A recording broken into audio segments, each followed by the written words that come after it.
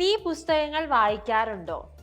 അവൻ പുസ്തകങ്ങൾ വായിക്കാറുണ്ടോ? ഇത് രണ്ട് ചോദ്യങ്ങളാണ് അല്ലേ? അപ്പോൾ ഈ രണ്ട് ചോദ്യങ്ങളെ നമുക്ക് എങ്ങനെ ഇംഗ്ലീഷിൽ ട്രാൻസ്ലേറ്റ് ചെയ്യാൻ പറ്റും എന്ന് നോക്കാം. ഇവിടെ രണ്ടിടത്ത് എന്താ ചോദിക്കുന്നത്? വായിക്കാറുണ്ടോ എന്നാണ് ചോദിക്കുന്നത് അല്ലേ? വായിക്കുക എന്നുള്ളത് നമ്മൾ എന്താ ഇംഗ്ലീഷിൽ പറയാം? റീഡ് എന്ന് പറയാം. റീഡ്. നീ എന്നുള്ളതിന് യു എന്ന് പറയാം.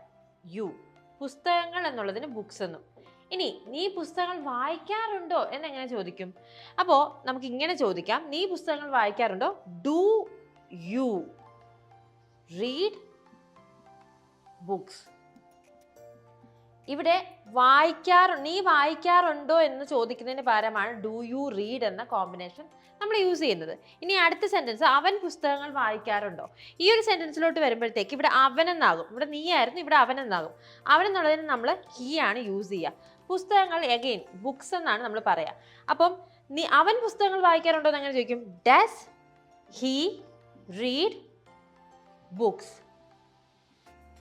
ഇവിടെ അവൻ വായിക്കാറുണ്ടോ എന്നുള്ളതിനാണ് നമ്മൾ ഡസ് ഹി റീഡ് എന്ന് യൂസ് ചെയ്യുന്നത്. അതെന്താ? നീ വായിക്കാറുണ്ടോ എന്നുള്ളതിപ്പം ഡു യു റീഡും അവൻ വായിക്കാറുണ്ടോ എന്നുള്ളപ്പം ഡസ് ഹി റീഡും നമ്മൾ മനസ്സിലാക്കേണ്ട ഒരു കാര്യം എന്താണെന്ന് വെച്ചാൽ ഐ യു വി ദേ എന്നീ വാക്കുകൾ വരുമ്പോഴത്തേക്ക് ചെയ്യാറുണ്ടോ എന്ന് ചോദിക്കാൻ നമ്മൾ ഡു എന്നാണ് യൂസ് ചെയ്യുന്നത്. ഹി ഷീ ഇറ്റ് എന്നീ വാക്കുകൾ വരുമ്പോഴത്തേക്ക് ചെയ്യാറുണ്ടോ എന്ന് ചോദിക്കുമ്പോൾ നമ്മൾ ഡസ് ആണ് യൂസ് ചെയ്യാറുള്ളത്. Okay, thank you. English Mitra. Stop worrying, start learning.